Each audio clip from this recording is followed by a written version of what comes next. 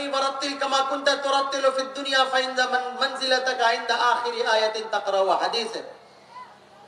پڑھتے جاؤ جنت کے درجے پر چڑھتے جاؤ، اور تمہارا آخری درجہ وہی ہے، وہ آخری آیت ہے جو تم پڑھو گے. مفتی اسحاق صاحب کے پاس تم پڑھ رہے ہو، 10 پارہ یاد ہے تو 10 پارے ہی کے درجے تک پہنچے گو. 30 پارہ یاد کیا ہے، 30 پارے کے درجے تک پہنچ جاؤ گے. اپنا منزل، اپنا درجہ خود طے کر لو. کیا مقام ہے. حافظ قرآن کے ماں باپ کو ایسا تاج قیامت کے دن پہنایا جائے گا کہ اس کی روشنی سورج کی روشنی سے زیادہ ہوگی. ماں باپ کا مقام ہے یہ. لیکن کیا یہ مقام ایسے ملے گا جب تک ماں باپ خود بھی نہیں سمجھیں گے اس ذمہ داری کو. یہ نقد انعام ہے کہ آپ کے گھر میں قرآن ہے اور آپ کا مقام و مرتبہ اتنا بلند ہو رہا. دوسری بات یہ ہے، ایک حدیث میں اللہ کے رسول صلی اللہ علیہ وسلم نے ارشاد فرمایا کہ جب آدمی قرآن کریم کو یاد کرتا ہے، اس پر عمل کرتا ہے، تو 10 ایسے لوگ جس پر جہنم واجب ہو چکی ہے، اللہ تعالیٰ اس کو سفارش کی اجازت دیں گے. وہ سفارش کرے گا تو جہنم سے نکال کر اس کے حق میں جنت کے فیصلے کر دیے جائیں. 10 لوگ، اس کے گھر والوں میں سے 10 لوگ. علماء نے لکھا ہے کہ گھر والے کا مطلب خالی گھر والے نہیں ہیں. یہ دیکھنا ضروری ہوگا کہ گھر والوں نے حافظ قرآن بننے میں اس کا سپورٹ کیا ہے یا نہیں کیا ہے. بہت سارے لوگ ہوتے ہیں، بھائی قرآن یاد کر رہا ہے، کہتا ہے کیا ملے گا تمہیں، کیا حاصل ہوگا، کیا کماؤ گے، کیا کھاؤ گے، شبہات میں ڈال دیتے. یہ سپورٹ نہیں کر رہے ہیں، یہ حوصلہ توڑ رہے ہیں. حوصلہ توڑنے والے لوگ سفارش کے مستحق نہیں ہوں گے، چاہے باپ ہو چاہے بھائی ہو. وہ لوگ جو سپورٹ کرنے والے، ان کے حق میں حافظ قرآن سفارش کریں گے. اسی لیے مدرسوں کا سپورٹ کرنے والے اس سفارش کے مستحق ہوں گے. مدرسوں کا تعاون کرنے والے اس سفارش کا مستحق ہوں گے. تعاون خالی پیسوں ہی سے نہیں ہوتا. ظاہر ہے پیسہ بہت بڑا تعاون ہے، اس لیے کہ مدرسوں میں پیسہ دینے کا دوہرا ثواب ملتا ہے. ایک ثواب تو صدقے کا بھی ملتا ہے کہ آپ نے پیسہ خرچ کیا، کہیں بھی خرچ کرتے ثواب ملے گا، تو مدرسوں میں دیا اس کا ثواب ملے گا. اور دوسرا ثواب مدرسوں میں خرچ کرنے کا یہ رہتا ہے کہ علم دین کو پھیلانے کا آپ ذریعہ بن رہے ہیں. وہ رسول اللہ صلی اللہ علیہ وسلم کی وراثت اقرا، پہلی وحی اقرا بسم ربک الذی خلق کی آواز کو آپ گاؤں گاؤں محلے محلے پہنچا دیں. اس علم کے پھیلانے کا آپ ذریعہ بن رہے ہیں، اس کا بھی ثواب آپ کو ملتا. ظاہر ہے بہت بڑا سپورٹ ہے. ساتھ میں اور بھی سپورٹ کی ضرورت ہوتی ہے. بچوں کو بھیجنا، پڑھنے والے بچوں کا تعاون کرنا، پڑھانے والے استاذ کے حوصلے دینا. آپ جانتے ہیں مدرسوں پر کیا حالات آئے ہوئے ہیں. آخر دشمنان مدرسوں کے خلاف کیوں سازشیں کر رہے ہیں؟ مدرسے والے کس کا کیا بگاڑ رہے ہیں؟ مدرسوں سے زیادہ امن والے بچے، مدرسوں سے زیادہ ڈسپلین والے بچے کہیں پائے جا سکتے ہیں تو ہم کو بتائیے. دوسرے اداروں میں بچوں پر استاد ایک کرچی نہیں مار سکتا، ایک تماچا نہیں مار سکتا. ایک تماچا مارے گا گھر والے آ جائیں گے، پولیس میں رپورٹ کر دیں گے. مگر ہمارے مدرسے میں بچے خوب پٹائی کھاتے، پٹائی بھی خوب کھاتے. استاد پوچھتے ہیں بیٹے چوٹ تو نہیں لگی؟ حضرت چوٹ نہیں لگی، حضرت چوٹ نہیں لگی. وہ کہیں ملے گا؟ کسی جگہ کے بچے قانون توڑتے ہیں، مدرسے کے بچے قانون کی حفاظت کرتے ہیں. کوئی لڑکیوں پر گندی نظر ڈالتے ہیں، لڑکیوں کا اغوا کرتے ہیں. ہمارے بچے اپنی ماں اور بہنوں کی عزت کی حفاظت کرتے ہیں، بے حیائی پھیلانے کا کام کرتا ہے. ہمارے بچے حیا کو اور شرم کو فروغ دیتے. کوئی برائی پھیلاتا ہے، ہمارے بچے برائی پھیلانے کے بجائے حیا کو پھیلاتے ہیں، بھلائی کو پھیلاتے ہیں.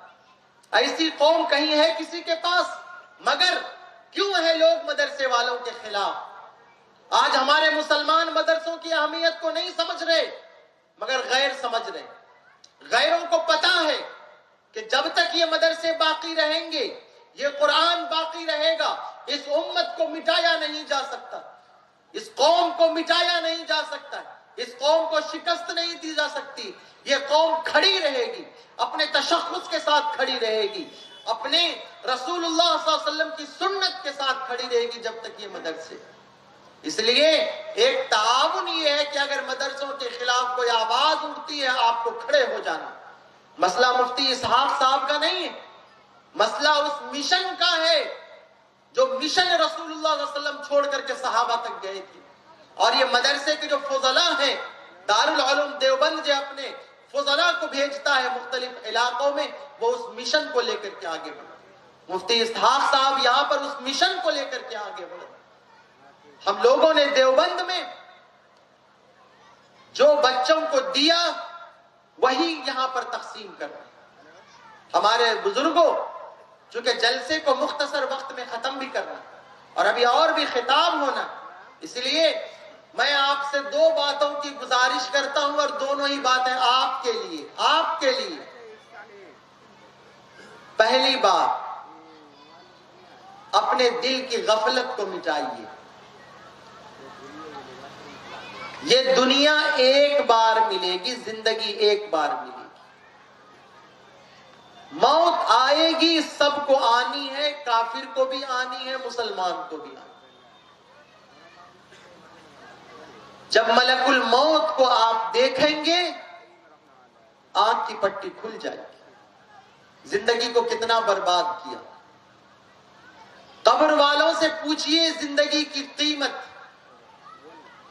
قیامت کے دن کفار سے پوچھئے، جب وہ کہیں گے کاش کہ ہم انسان ہی نہ ہوتے، یا لیتنی کنت ترابا، کاش کہ ہم مٹی وغیرہ ہوتے، سوال جواب نہ ہو.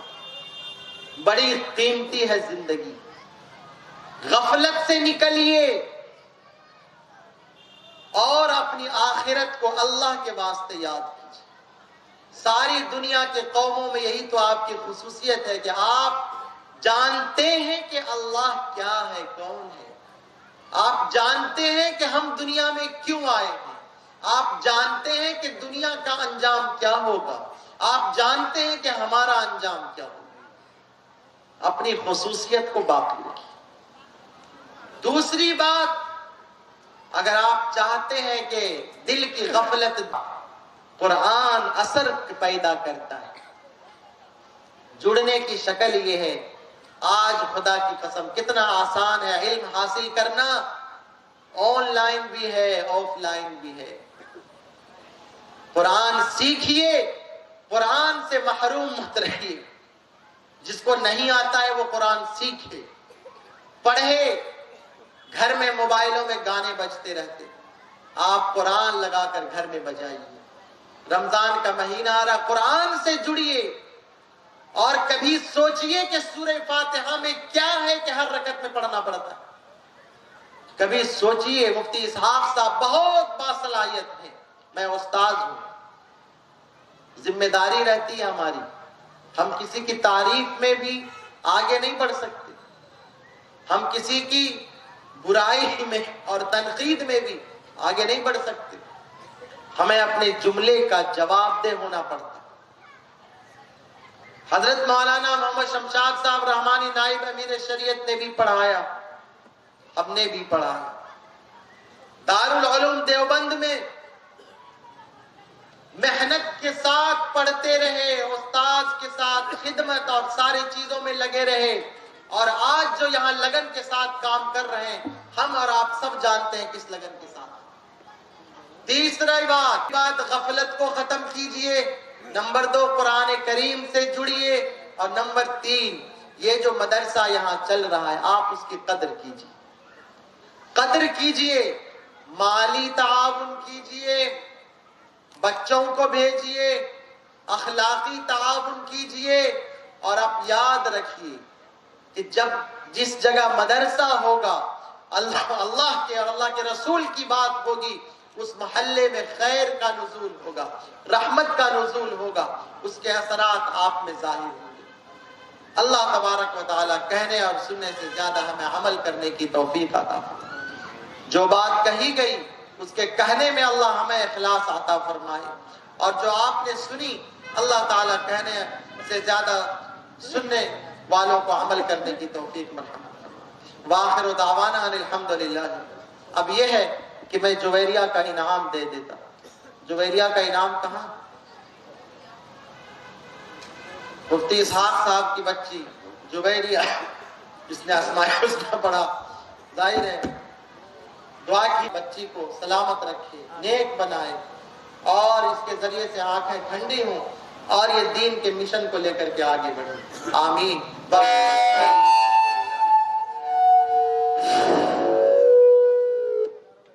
ملت اسلامیہ کے لیے ہے۔ کسی شاعر نے